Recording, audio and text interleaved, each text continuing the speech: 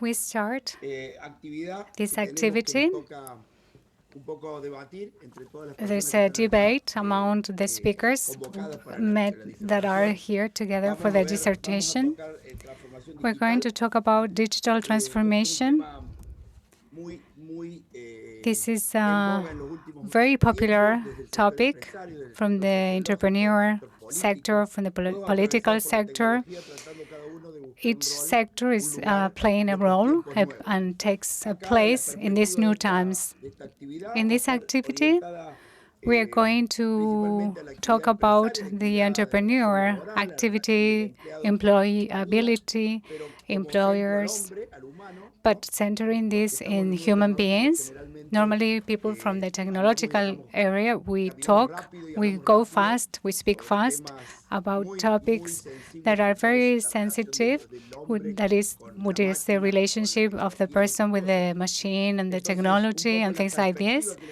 So the perspective we are going to use is how technology crosses companies, people and companies, people among people, and the relationship of people in their work relationships, how this changes in their companies, and the insights from each one of the speakers, and what impact this is generated in the economical structures, like, for example, the small and medium-sized companies for each country, globalization, the companies that start controlling territories and regional situations, and they are converting themselves in monopolies or sometimes in oligopolies, perhaps without the intention of doing so, perhaps with the intention of transforming the traditional world to a technological world, and sometimes they have big visions and they think they can change the world, but in the end they are big oligopolies or monopolies. Without having the intention, they end up being that. This is what we open. This is what we are going to do with the unilateral bodies, and this is more or less what we are going to talk about here. We are going to give the floor. We will have people representing big companies, people with experience in the small places, people who are related to multilateral sectors, regional visions as well. We have people from Italy, Africa, or Argentina, and also from Brazil, and they are going to give us their insights on how they see this topic. Let's give the floor, first of all, to Daniel Gándara. He's an entrepreneur. He was born in Rio Cuarto, from the interior part of Rio Cuarto. I am from a small city with agricultural activities. It is a very important city from this Argentina. I am a lawyer. I have an MBA. I am an entrepreneur. I do many institutional activities as well. I belong to Endeavor Forum Foundation. I collaborate with big companies, and I am in constant activity in entrepreneur groups, trying to find our role in the community, trying to understand this aware capitalism. I sold my company as an entrepreneur, and now I work as an angel investor, and I have invested in startup companies, especially here in Córdoba, where I was born and where I live currently. Now, talking about Daniel Gándara, he's a very good friend. He interacts with me a lot in the entrepreneur sector. Currently, he's a vice president of IT at Mercado Libre, one of the biggest companies around the world in e-commerce. It is the biggest in Latin America. He does that from Córdoba. He was able to make Córdoba a technological point of contact. He's developing a lot for the region. He also is 48 years old. He's an engineer. He was graduated at the Catholic University of Córdoba. And he has not stopped working as a teacher, and he receives anyone who is interested in learning. He does it in a formal way, but also he likes having informal conversations with entrepreneurs, trying to guide them and teach them how technology can help them. He's a member of Endeavor Argentina. He has an active participation in the entrepreneurial ecosystem. Daniel, we listen to you. If you can provide us your insight and how your impact in the role we have to play currently. Thank you all. Thank you for the invitation and for the introduction, Lou. Let me tell you a little bit about Mercado Libre, which is where I develop my activity. It's electronic commerce. It has two important businesses, one for e-commerce and the other for fintech. We are present in all the region. We have a presence in all the region. The company has been increasing and has a big size. It's very dynamic. We've been increasing between 60 and 100% per year. So it's a big challenge. And our work equipment is growing as well at that rhythm. Today, we hope to finish this year with a team of 17,000 people working for Mercado Libre. So that implies a 100% of increase this year in the quantity of people that are part of this company. So that makes us be in the center of these dynamics and its difficulties and challenges that we want to continue growing. As a technological company, this context and this pandemic situation has helped us because we were ready, we were prepared to be able to move towards a work dynamic that is done remotely. We are trained at doing that, and our agenda business has not changed due to this situation in all the region. We have teams from Mexico, Argentina, and in all countries, and we were able to continue working in a very dynamic way in that even when we were facing the pandemic problems. And this allowed us to confirm some things that we already know and accelerate other ones. For example, our business has been more agile. We were a way of letting people have access to the purchase necessities or financing necessities, and on the other hand, to demonstrate that our work was able to work remotely. Today, we are working and developing activities having a company culture that was generated in a previous stage in which being present was the most common way of doing our tasks. At this moment, we're getting the results from a culture that was built under those conditions, and we have this big challenge of growing our team and transmitting our culture in a different situation in which, due to our business dynamics, our teams have been growing and they will continue growing, and we are building teams under a virtual reality, which is a big challenge on how to transmit culture in those contexts and how to make sure that technology that crosses all our reality is a tool that allows us to grow, but it doesn't go against our cultural principles, which are the ones that we worry more about and we are interested in maintaining, which is promoting the participation of people in all their tasks and the commitment in everything they do, promoting entrepreneurship. Our company, even though today is very big, we don't want to forget the entrepreneur sense, and we know that the potential of each one of the collaborators that is working with us, they have it, and what they offer at improving our products for our clients. So the secret, what we emphasize all the time, is to understand how we're being able to solve the life or any activity or flow of people that are using this platform. That is the big challenge that we have, and to understand the movements, all the movements that are happening that get accelerated.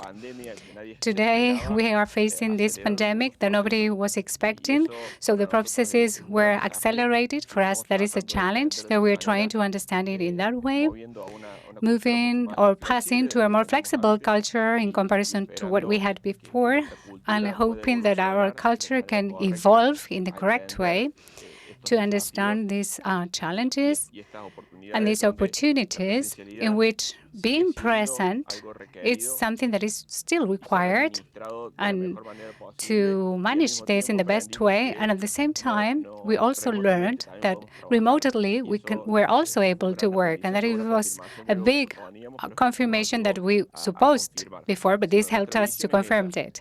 So our vision is this one, that we can work, we can diminish the frontiers. They had been from Cordoba, for instance, when we started with a technology team, we had the idea that geography does not limit, and the team from Cordoba makes decisions and participates in leadership on technology for all Mercado Libre in all the region. And that is what we're trying to build teams that are dispersed or spread all over the countries that we operate in. And they worked as a unique team, understanding the challenges from our users and maintaining and making evolve our work culture. That, again, is part of the secret that our business, our approach towards the challenges we're facing. So on my part, I'll give the floor to the rest of the presenters, and then we can go on.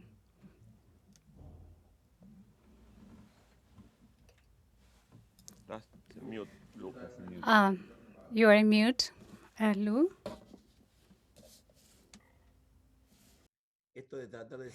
Trying to be polite so that we don't make any noise.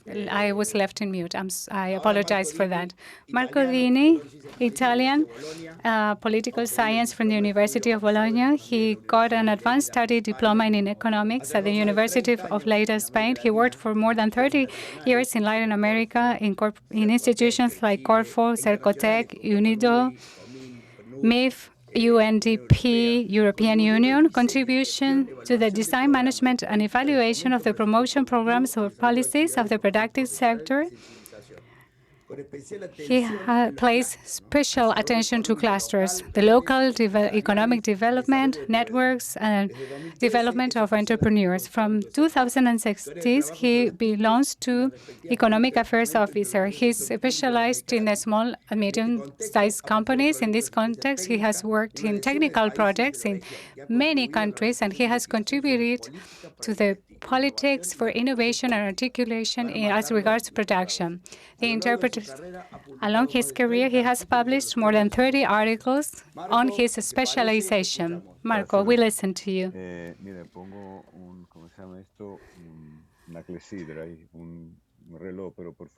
I am using a clock. Please stop me. Don't worry about being polite if I speak more than the time allotted. Thank you for the introduction. Let me share my screen. I have prepared some slides with the idea of think a little bit on this with you. Since we have very short time, I have decided not to give a speech, but provide you 5 sentences or topics. I will try to summarize, and then we can discuss this, and we can sum up this. First, when we talk about digital technology, we refer to very different ways of using it.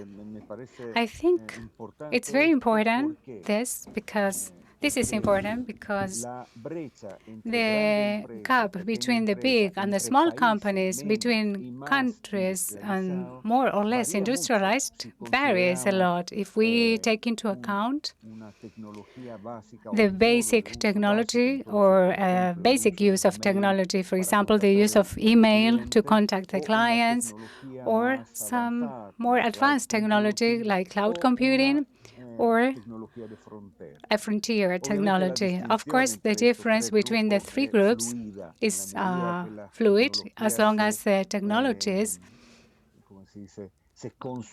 are being consolidated from what was before previously advanced becomes basic and the other way around.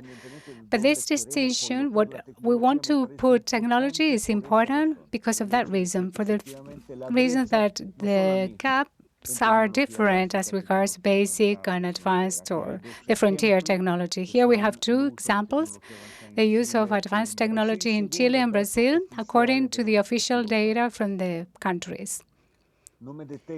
I won't stop on all the slides that I am showing you, and to support these facts, we can come back to this later. Here it says that the digital technology, like big data in Brazil, is the 8% in the small companies and 20% in the big companies. In the case of cloud computing in Chile, 18 for the small ones and 50 for the big ones. So let's understand that technology is a complex world, so we must differentiate, and so we must do it to understand, to see where the gaps and problems are. Latin America and the Caribbean are experiencing delays in the wideband connection. And they also show some gaps in comparison to the industrialized countries. Not only it's related to the connection, to the quality. There are gaps according to the territories. For example, here we have different types of speed to access to internet, and you can see that the quality is not the same, and you can see lots of gaps. The gaps are very different as regards of download speed among the countries from the region and the European or industrialized countries, for example, Spain, Germany. So you can tell the difference. It is very big. For example, in the more industrialized countries, the speed is 30 megabytes per second, whereas in Latin America, it's not like that. And here you see a difference and a gap that has been increasing among the urban and the rural in the region. So technology is a complex world. You can see internal heterogeneity, and there is a big gap in the region. The third statement, pandemics has affected very hard the small companies, small and mediums and companies, and it has contributed to the acceleration of this type of technology. These data that you can see are are incredible. It's something that we did by the middle of last year to calculate how many companies were formal in the region and that they may have serious problems. And we estimated that the 19% of the total of the formal companies were the ones having the problem, unfortunately. And I'm afraid that these are correct numbers, especially micro companies. However, we also see this aspect, which is the Mercado Libre data and information. Daniel, for sure, can update the data or correct it. Most of the data that are included, that we are presenter, say that effectively there has been a spread of technology. The fourth topic, this is the absorption of digital technologies, depends on internal and external factors, especially there isn't a unique modality to incorporate digital technology. There is no optimal path to do it. to include digital technology. Each company can incorporate it in one way for its own culture, for its own environment, which means that they can have digitalized areas or areas that are not. This differentiate penetration has to be taken into account, as well as the factors that that have to do with this. So we have crisis in Latin America. We have to think how we use this type of technology to reconstruct. And here we have a statement from our secretary from the United Nations to building back better requires transforming the development of the model. In the case of Latin America, this is the reality that we started with, a reality in which the productivity, the external relative productivity in Latin America and the Caribbean in comparison to the European Union, it has been decreasing. We have lost productivity. And on the right, you can see the productivity gap that is internal. That means the difference between the micro, the small, and the medium companies, which is bigger, 7 times more than the ones registered in other countries, in other industrialized countries. And lastly, and with this I am wrapping up, only to have an idea to reflect on, I think that support politics, to support the productive service, they have a big challenge. First of all, I have put it in the first place. I think digital technology don't have to be considered as an end, only a medium, which means a concrete term that these types of technologies or fostering these technologies has to be a strategy for development. It cannot be not connected to a long term about what type of development we want. And then we have to have politics that can be able to adapt to the companies and to the territories and to the technology maturity. And 3, I won't get deeper into this topic, but we can do it in the debate.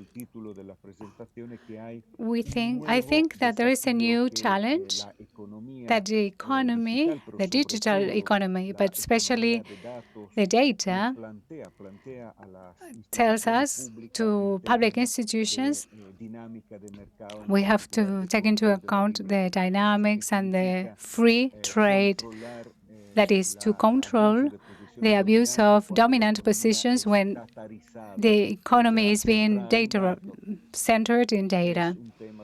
It is a topic that we can reflect on, of course. Here you have some of the publications that we have presented in the recent past. And with this, I give the floor back to Lou. Okay, thank you very much, Marco. This topic is quite interesting for our debate, so I hope we enter in this later on. Fernando Batista, you're over there. He's a design, implementation, and facilitating consultant in local economic development and youth entrepreneurship. He's specialized in media, tools, interfaces, and procedures for communicational engagement, learning, collective intelligence, and cooperative action. He has worked for the ILO since 2011, especially in the design, implementation, and facilitation of internet-based strategies for communication, learning, networking, and collaboration for employment generation, development of different activities, social dialogue, social protection, and decent work. He's also widely experienced in triangular cooperation. We will see this topic now from his point of view, which could be very interesting because he can analyze how this starts crossing our lives. Good afternoon, good morning to all participants. I also have a presentation, so I will share my screen. If you give me just a second.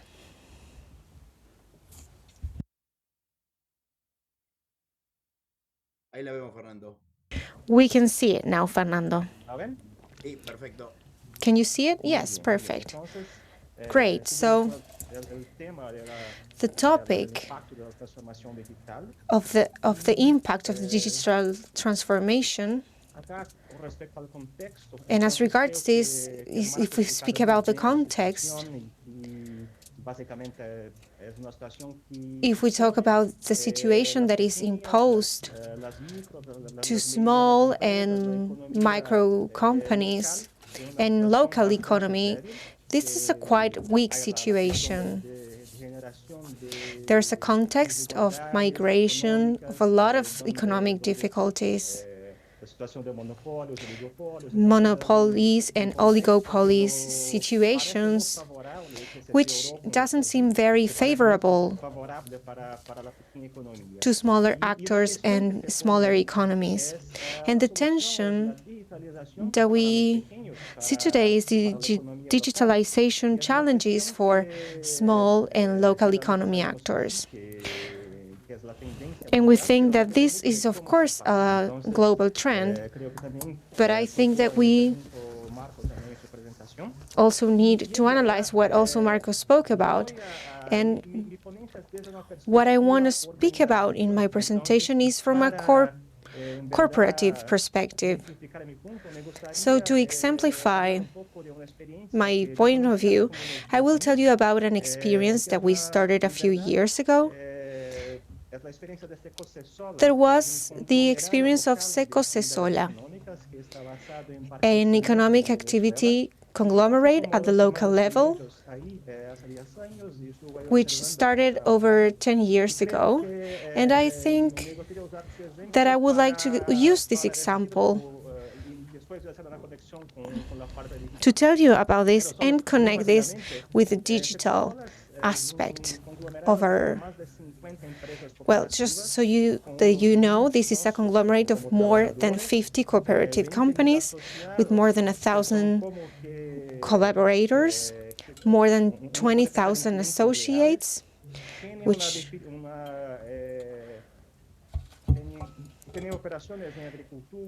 and it also has different operations in agriculture, education, transport. It's quite diverse as an activity, and it has a return of over $100 million a year. And it's basically based in poorer areas. It's not the typical conglomerate of local entrepreneurs. I would like also to show you a little bit in these pictures that are truly how we see Secosesola today. And it's very interesting because we can see certain circles of people, some smaller, some bigger. The first picture on the upper left corner, you can see about 10 people, one right next to the other. And this is very significant for me because when you see these pictures, I can imagine that this is a conglomerate of different local governments who are being represented by these people. So these people are like representing more than 50 different companies making a production network. So this is a local productive arrangement, in other words. To explain a little bit how this is organized and how this works,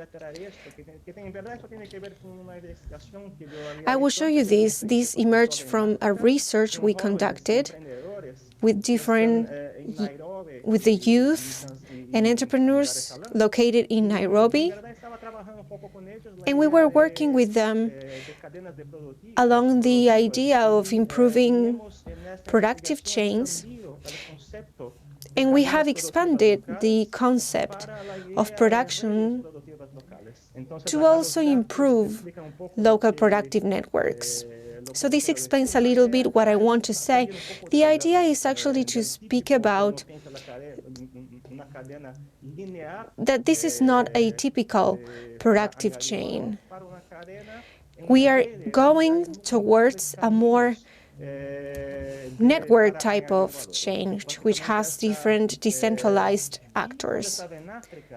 And when I was in Africa working with the different youth companies, we realized that there is a lot of potential. We work with like 30 different companies, and we have built this map of how these companies can strengthen and be strengtheners for their clients, while making up a network where they all participate and take different roles. This was very interesting because afterwards, with Seco Sola, we saw exactly that this was also happening, the same case. This is the same organization that Seco Sola implied in practice. The most interesting thing is how we could see how they organized their activities. They are actually writing a book about this. This is the cover. It's called Going Towards a Collective Mindset. They are thinking about how to organize their companies as a collective with a collective mindset. If we go back to this picture, we can see how their meetings are like. We can see how this is managed and the way in which they describe themselves in open meetings, having a personalized coordination and management. And this phrase right here, which is very interesting, generally it's not perceived by the group in order to achieve a final agreement. And there's also an external observer which has a difficult time when capturing when these people, when a decision is about to be arrived at. As voting and decision-making is not necessarily the opinion of all participants. So these are the kind of conversations that we see always in small companies. And the way that these conversations are seen and perceived are like circles, like the one you see right here, where emotions, the organization, and meetings are mutually received mutual feedback, making up just a single process of cultural transformation. So in order to use this conversation process, people are now changing, and along the time, also their emotions and way of organizing are changing. So basically, this is how they see themselves, and they represent with these other images how they are overlapped. This is what is most interesting. And they also wonder, there will be a day when we find that we are so interconnected with these spaces as we think about them today, and they will be no longer needed. These meetings will be no longer needed. They wonder if their communication will be so big that they won't need these organization instances anymore. It's quite an interesting question that they ask themselves. So maybe are we to become a species of collective brain? From a network point of view, I will show you these graphics very quickly. This is a situation where groups, where meetings are represented by circles and conversations are represented by lines. We see a situation where there's more conversation within the group. Here we see how conversations happen a lot between people from different groups, which is what actually creates this overlapping of circles. So from the perspective of networking, chart, we can see how people overlap in different functions and also become part of other operations. And from the organization aspect, in the second case, we see how the organization is more distributed, and in the other case, the effort is more organized. Why is that? Because in synchronization, there's a lot less barriers. There are a lot less barriers. But we are not speaking about the circulation of information, but how people are changing, adapting, and coordinating their collective actions. So this is kind of the idea that Maturana had, this structural coupling. And then I realized that Maturana was one of the consultants of this process. And that is why we can see them as if they were an emerging organization mechanism with both coordination but also a lot of adaptation. So we are going here to the interconnection question. And the most important, in order to sum up and wrap up, we are speaking about a communicative strategy with an organization perspective. So this communicative strategy has a high capacity to adapt itself, to innovate. But from this perspective, that also depends on the limits that communication has. It's in this aspect that we need to connect the organization. The initial question is then, the solution is small and medium companies' digitalization.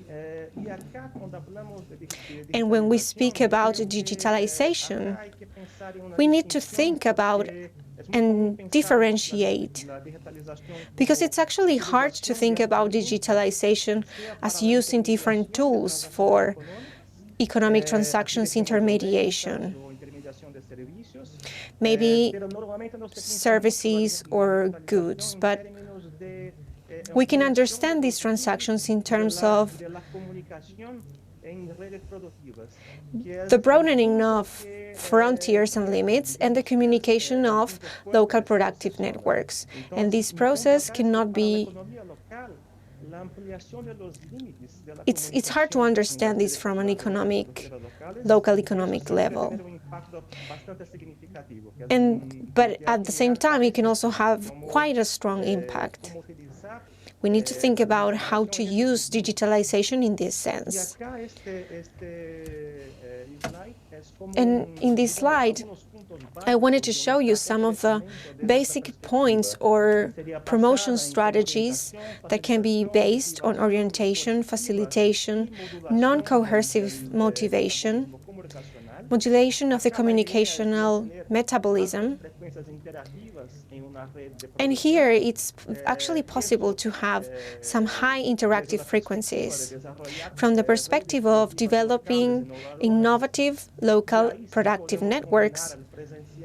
And then that's when we can combine both in-present and virtual modes of working, of expanding our communicative capacities and emerging collective organization, while also exploring new virtual social media tools, synchronic and asynchronic processes. So this is some of the points that I wanted to speak about. And to wrap up, I wanted to highlight the work carried also in collaboration with ILO, which is a solidarity and social economy project, taking the concept of the collective mindset, which is actually to promote different organizations that support social and solidarity economy, which doesn't have to do only with economic development, but also with different organizations that support social and solidarity economic, using the same philosophy and also South-to-South cooperation, having kind of the same perspective as well. So I invite you to visit this website in order to get to know more about this initiative, but so as not to extend beyond the time that I was allotted, I will stop here, and if you have any questions, we can go deeper about this later. Thank you, Fernando. Now it's time to listen to Isiaka. He speaks French. I do not speak French. I only studied a little bit when I was younger. I want to give you a warm welcome.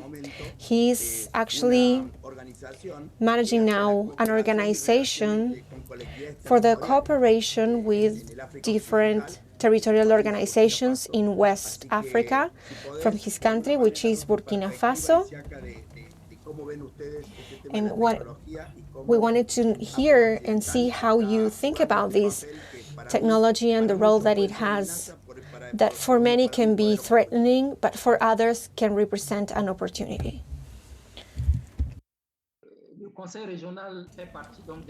That the regional council of 13 regions that we have in our continent is in charge of coordinating and organizing activities for local development, which means that our development policy is linked with the national politics, which, as regards the problem and the transformation of the digital activities and world, should be aligned with national policies, which derives in the rest of other policies as well. In other words, if you can hear me correctly,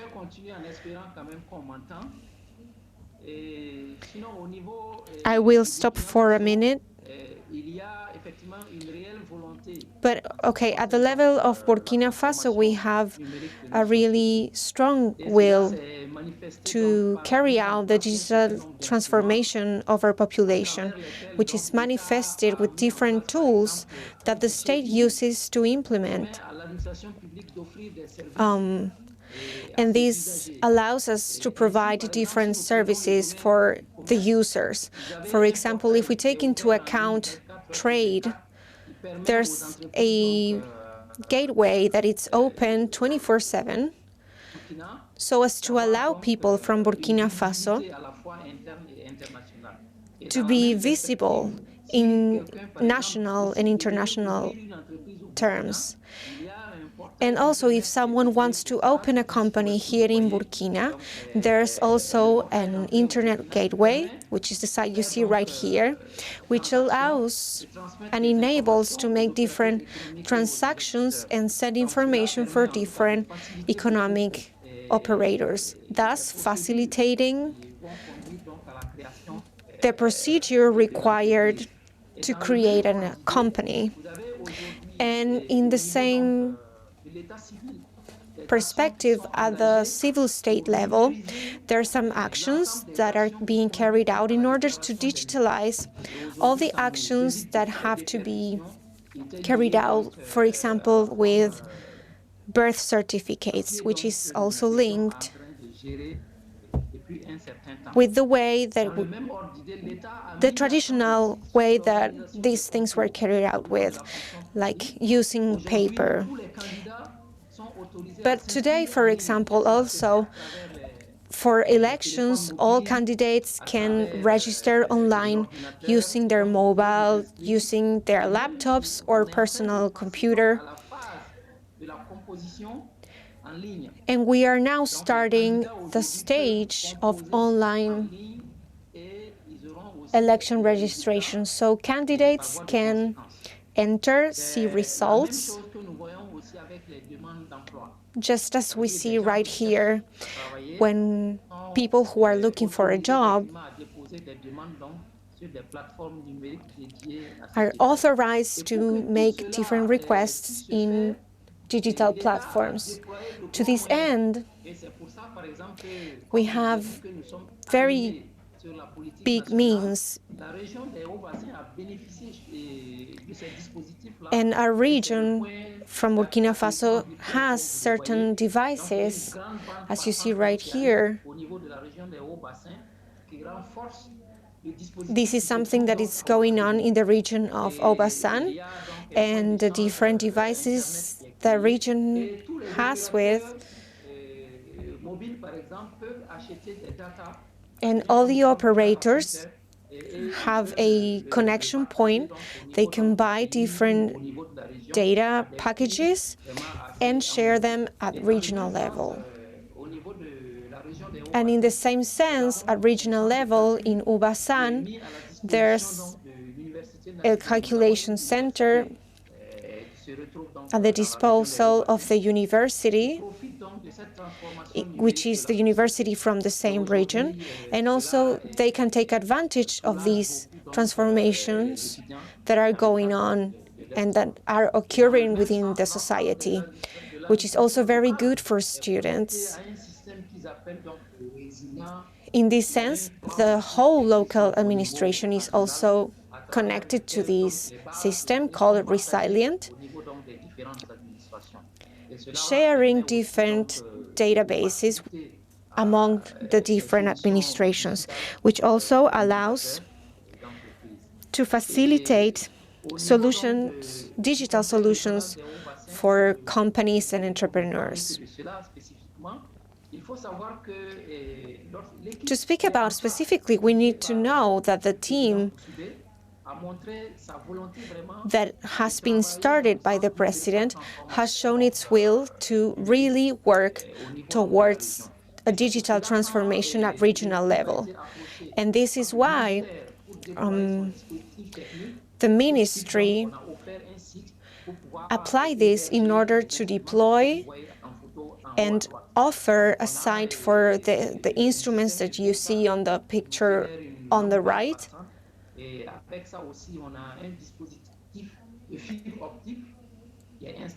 Which also has an optic fiber device installed for the regional council.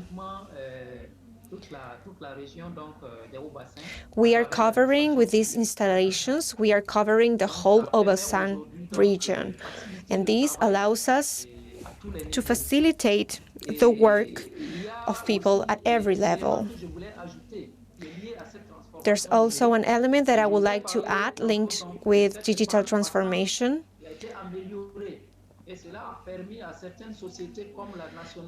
and is also being improved, facilitating many companies like water and electricity companies to create gateways in order to make bill payment much easier. Now people can pay their bills without having to move or travel, which sometimes is, of course, kind of difficult for many people because many of them have to travel to make these operations. And this is very useful for people.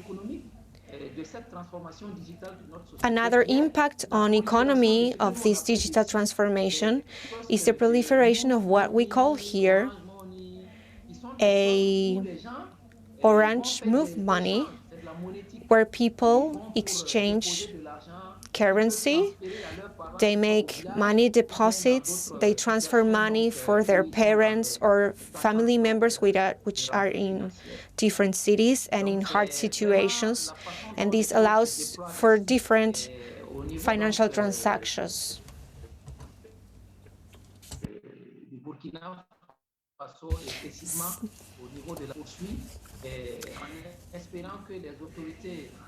So we hope that our authorities, we are having some technical issues, so it's difficult to render the interpretation for, we will wait for some minutes. En ce qui concerne donc la question donc de la transformation numérique au niveau de la regards transformation at the regional level in Obasan works somehow this way. I'm open to your questions. I hope you could hear me well. I know there were some technical issues. Thank you very much. Well, this has been very clear. Everyone's presentations were actually very good. We have another 25 minutes. That's it. So I will propose to one or two topics so that each of you can give us your opinion and how you feel about these topics and whatever tools you can offer us as an answer. The first one is how, for everyone who is in an entrepreneur world, working closer to small and medium-sized companies and entrepreneurship, how the state should be acting in this transformation. Should they approach companies, the educational system? Should they regulate bigger companies?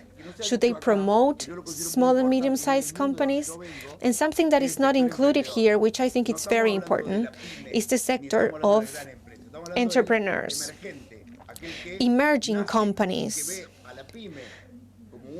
someone who's just starting and sees as SMEs as a possible partner, as a possible pair. I want to highlight this because I don't want to forget that sometimes it's this sector the one who can bring us and help us move forward. How is supposed the provincial, national, or municipal state, how should it act in digital transformation?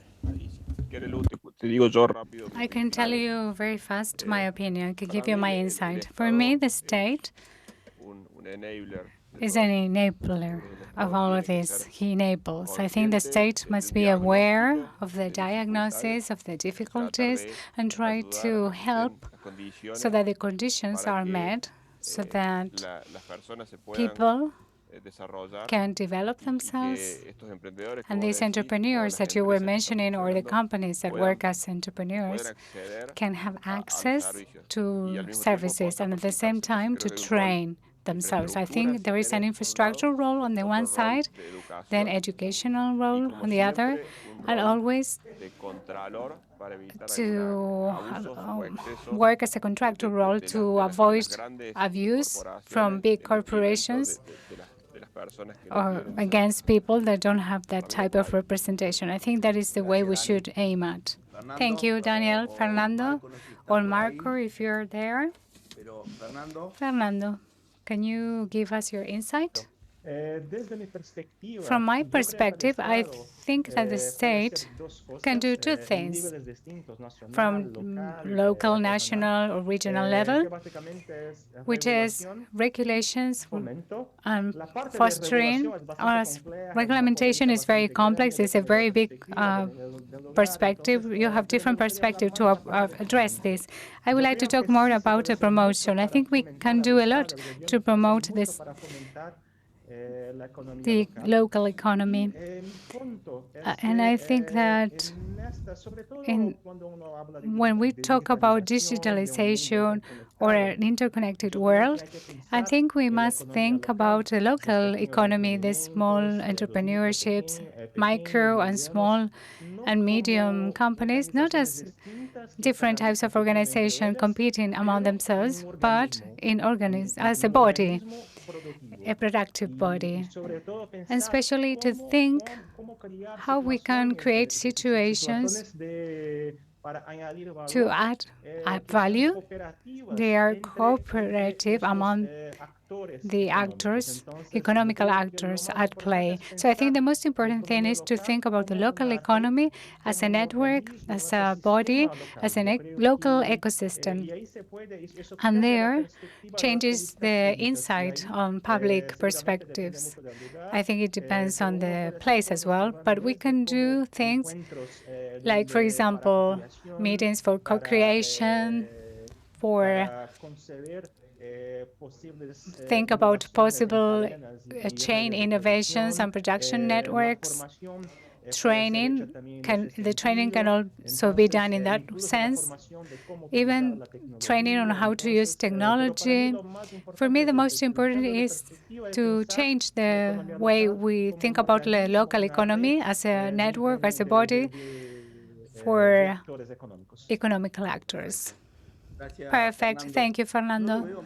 I don't see Marco on, and it would be very useful to have his insight as regards the SMEs.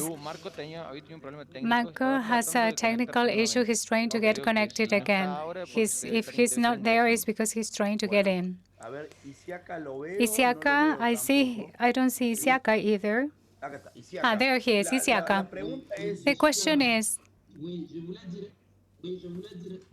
Oui, je voulais dire un mot pour dire que le rôle de l'État est crucial dans cette transformation. en esta transformación. D'ailleurs, nous, on l'a compris au niveau du Conseil régional et c'est pour ça que nous And in the regional council, we must accompany all the dynamics, aiming at taking into consideration the new technology and skills and communications and information technology. For this reason, all the structure accompanying and that comes to the regional council is done together with the ministry to reinforce the people's skills. Our regional council provides funds to provide more, to train people so they can have more skills. It's essential. If the territorial groups are not based on this type of dynamic, they won't be able to take advantage of all of this, especially when they take into account the decentralization. If we don't take into account the skills for the territorial and local sectors, we provided space in the ministry so that they can use installations and to accompany them. And that's why this is our position. Marco, in this role from the state, from your insights for SMEs, with your Latin American insight or Europe or other regions, what do you consider the state should do? What role should the state play? What type of involvement must the state have? Does it have to be friendly to this process, to provide more regulations or limits? What do you think, according to your insights, studying SMEs especially? Marco. I saw him. I think he was on. Can you hear me, Marco? Okay, until Marco gets in again, I will ask another question for everybody, for Daniel, Isiaka, and Fernando. As regards education, the educational system, how do the state politics or the educational system that in some countries is authoritative, they have a little bit of independence. They must be prepared for this transformation in the digital sector. What is your opinion? But of course, Daniel, you are a university professor. I think that the transformation is already present, and I think the state, in its central role, they must provide, or they must look at education, especially on all levels, especially the primary sector, and that is key. That we must prepare people with all the necessary tools so they can have access to employability. Everybody, or almost everybody, from any place at every type of work, they have technology. If they are not prepared, it is really an illiteracy that we shouldn't allow ourselves. The role of the state regarding this is central. It's fundamental to use the capacity as regards administration so that all the citizens can be trained on how to use and all the knowledge on basic technological aspects. So the state role is fundamental. Can you hear me, Marco?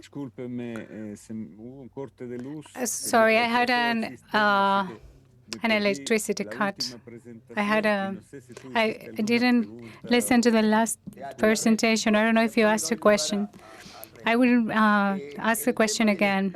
As regards the state and the way it acts regarding the digital transformation, some more friendly attitude, others, they want to stop this. What do you think the state, what role should the state have according to you? Because you study and you have a lot of knowledge in the SMEs, especially in your territory. I think that it is a very important role that the state has in several aspects. I think digital technology provokes, if there is no intervention, it increments the gaps that exist between the actors and the less favored territories and the more favored territories. So the urban areas that have a very good connection with a lot of capital concentration, like financial capital, but also high qualified professional, they can take advantage of that technology in a deeper way, and they can accelerate the dynamics of this, or they can be left behind.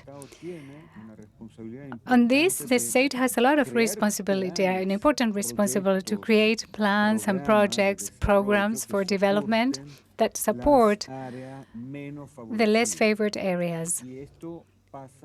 And of course, this has to do with some key points like training. And I think in one of the presentations I heard this, I think it was Fernando, there is an important part, which is the interconnection, the construction of networks, the dialogue capacity among the actors before and beyond the digital technology. I think the digital technology helps, facilitates, accelerates, but the dialogue building or construction, the skill, the capacity to interact should be before all this. And from there, we could install the digital training. To build these types of networks of dialogue interaction is fundamental, especially for the agents and the territories that are less developed so that they can bridge their gaps.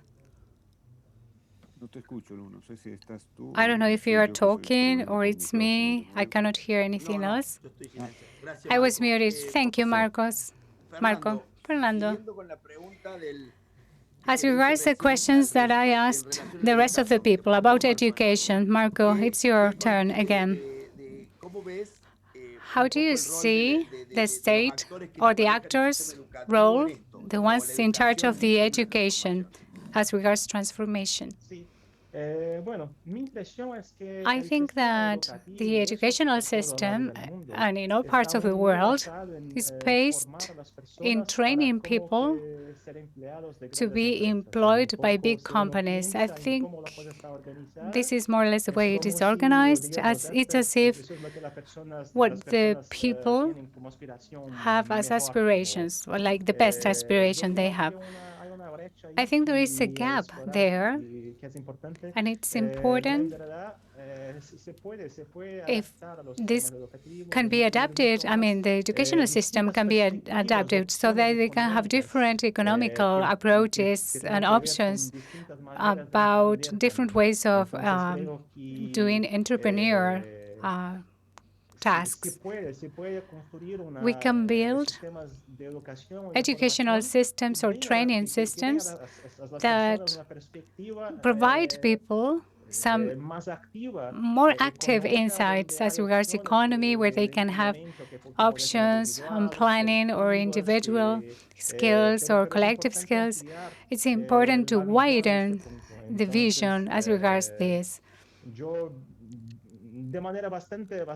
in a very simplified way, I could say that that would be the important point to incorporate.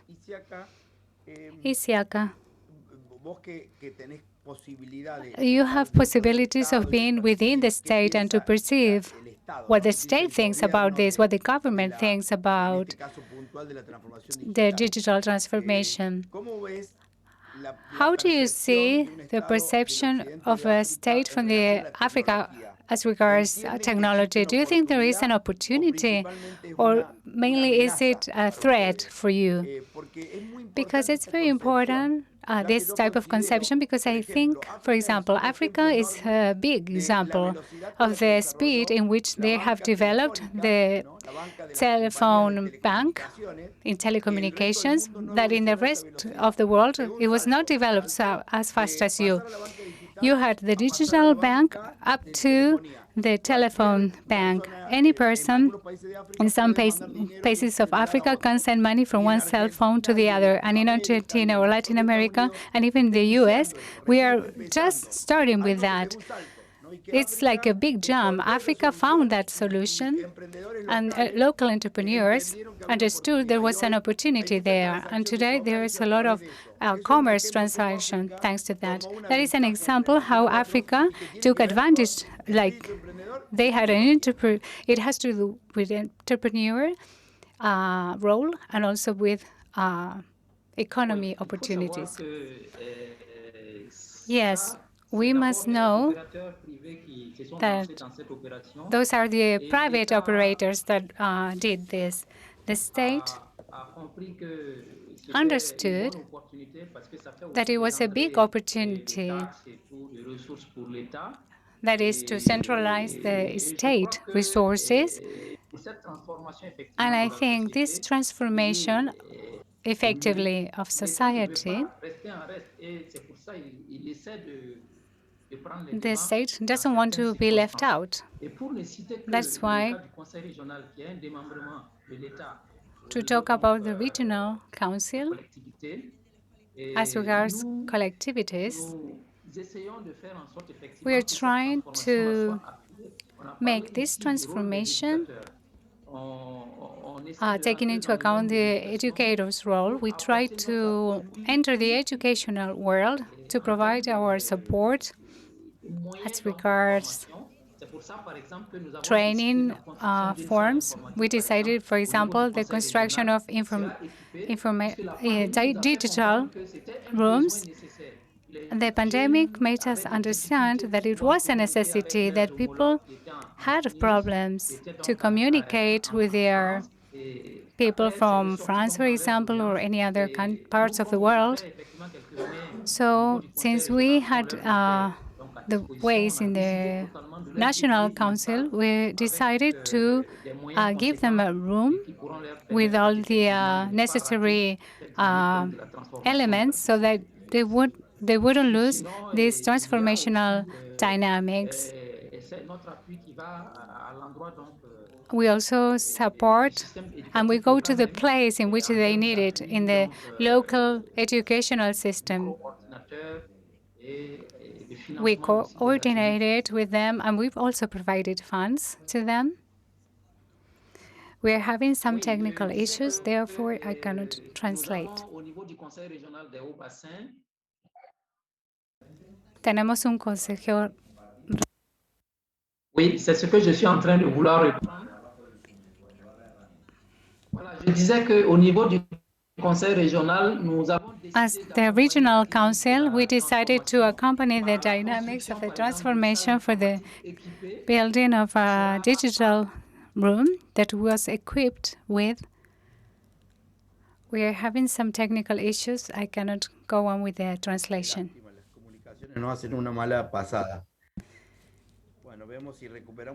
Let's see if we can get him back. He's offline. And the last topic, and when Isiaka comes on, I will ask him again the previous question. Now changing the topic, this is an uncomfortable topic for the entrepreneur world. How did these groups that were disruptive, revolutionary, and they were attacking the big corporations as Google, Amazon, Apple, they attacked the traditional system because they were oligopolies or monopolies, that they concentrated the power. They end up being key players and difficult to be competing with. But they were not born with the oligopoly spirit or monopoly spirit, and they end up being big structures, invasive structures. How to acquire a balance so that we can manage the big corporations, the new ones, the SMEs, entrepreneur. There is a debate among actors that maybe some of you have some experiences or some good practice to share with us on how you think the vision should be like. To attack the possibility of being a big company that diminish the entrepreneurship, if I don't talk to them and they don't take a dominant position, they end up controlling or even having more power than the state itself. So that is the last question for the debate, your opinion, and then we close with this dissertation. It is complex, Lou. It's a complex because big corporations compete, and in some way, if they achieve their position, if they get their power position, they get scale benefits, and it's very difficult to compete with that. So there is an imbalance in the ecosystem. So I think in those cases, I think the state role should order and make sure that the conditions are met so that the competence is the most equitative as possible. But I think it's a problem of the model. The model has these problems. We have to be careful that there are no monopolies established so that we have a power position that doesn't allow that others can compete, and that ends up impacting in a worse solution for the users. I think that in the end of the day, if we can maintain the focus on the people to whom we are working with and not the other way around, not that the company is the center, if we are able to maintain everything that is done and making sure that we have the objective of solving our users' problems and the people's problems, I think that is the way, but definitely there is a complexity present when one of the players has a very powerful position that puts him or her in a different position as regards competitions or limits the competence of others. Generally, in network economy, one is the winner and does it through a good type of service, and that dominant position can be lost easily if another one can provide a better service. The problem is, or the big challenge is that it's not structural. When it is a structural situation, I think it is even more complex. Thank you, Danny. Marco? Thank you, Lou. I think it is a key topic. It is like the last topic from my initial intervention. I don't think in this tale that the market is a free competence. I think the market is a social intention. It is a social construction where the companies tend to monopolize. So they tend to the control. That is the truth, at least from my point of view. And it is normal that it's like that. The companies want to have a dominant position.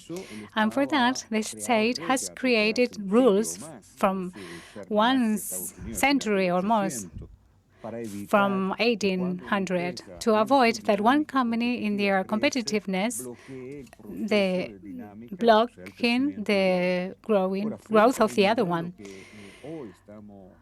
And the model that we are experimenting now, which is a data economy, the newest is not the digital itself, the fact that through the digital channels, we construct our competitive models. I'm referring to the companies, but it's also for the public services through the control of the databases. When the economic is based on the data control, the old model, the old tool that the state invented to control and eliminate or minimize the abuse, risk, or dominant position doesn't work. We must invent new tools. And the new tools must be related to how to manage data. Those are key elements. One, privacy and safety and security on data usage. We must guarantee that we as citizens know exactly what data are being registered and why and who registers it, etc., and so on. And then we have a control topic, that is to build socially the concept of data market. That is to provide value to the data is a way of controlling this new situation and to create a social benefits of the dynamics that are expected through these new mechanisms and to guarantee this. Thank you, Marco. Fernando, your opinion, your insight after Isiaka, and we will be finishing. I agree with Marco in the sense that it is necessary.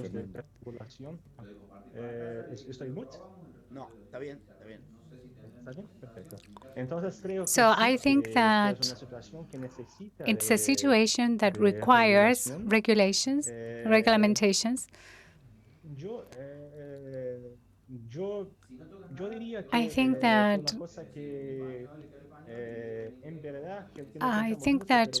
there's something we haven't thought much about, and it's important.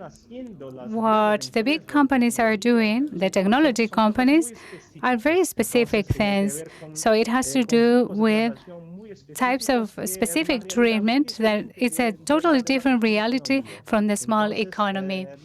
So the way of I imagine the possibility of using technology for small and medium companies is totally different from the way the big companies are using technology. So I think in that sense, we must regulate and we must think a little bit about the communication aspect. Technologies shouldn't be completely directed in the private sector, but also as a public good. We can think about Google, Facebook as a tool that have a goodwill perspective, and they should be seen in that way. But I think it's also important to think that the way in which technology is going to be used by small companies is totally different from big companies, and we have to think about how to conceive this usage so that it makes sense to foster the small type of economy. That's what I wanted to emphasize. Thank you, Fernando. Isiaka?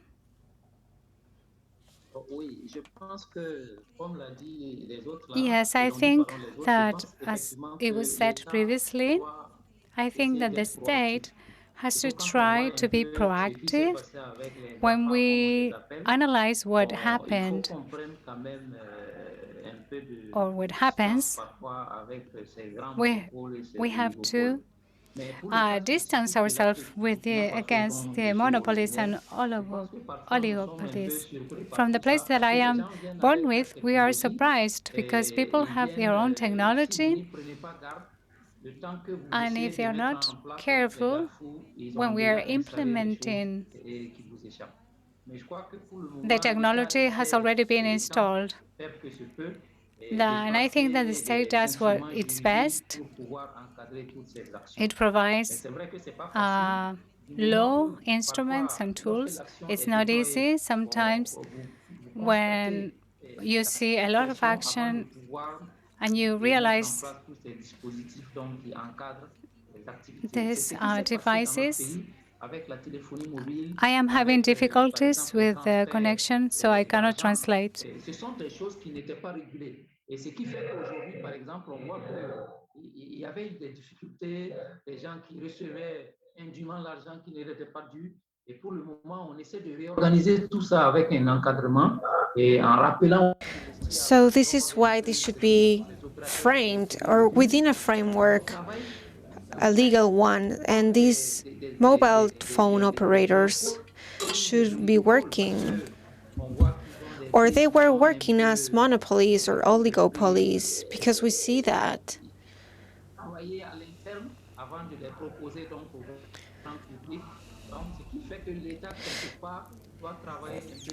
And this somehow forces the state to work in order to protect the population from all of this. Thank you, Isiaka. I'm very sorry because of the bad connectivity. We are talking about technology, and technology isn't working right now. So we are trying to co-build all of us together and sharing experiences from the region of each one of you.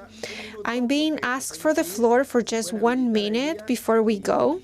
If you can please enable Elias, and then we make the final closing. We cannot hear you, Elias.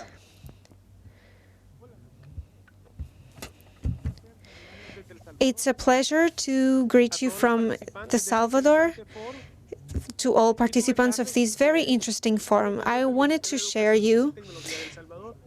with you that I'm here from the Ministry of Science and Technology of El Salvador. So I wanted to share with you a lot of initiatives, but I have a question mainly for Nicora and Gándara. How can we make a better use of technology, especially from Marco perspective, which I enjoyed a lot, from basic to advanced experiences and frontiers, because many of us, we are top in Latin America, but many are far from us, and we could experiment with a lot of technologies that are actually border technologies, creating different training and skills from even a very young age in order to be skilled in these technology matters. At least that we could make them and give them the smallest of tools to use a computer. And that was possible because you are looking this issue from the side of a perspective from the companies. Looking at this as a natural selection issue. If something is good, we can pay for it and it will be okay. Otherwise, your competitor will just kick you out of the market. The market decides for you, and it's just a natural selection matter. How can we start to build those skills in children in order so that they have a better potential to be functional adults? Because these technologies are here to stay, and if you don't know how to use them, you will be left behind unless the state gives you the tools. It was seen during the pandemic.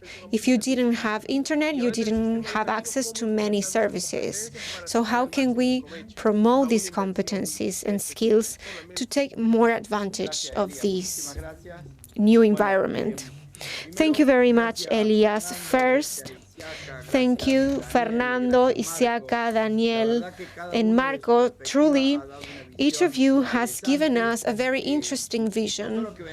And for us, coming from the entrepreneur world with Daniel, we always knew, or at least Argentina always had some difficulty in having dialogue with other countries. And more evolved countries, more industrialized countries, won't be the axis in the future from my point of view. The main countries will be those that can have a conversation with other actors, with government, with entrepreneurs, with the education system, with society, with trade unions, and the community in general, in order to help them understand that this is an opportunity and not a threat.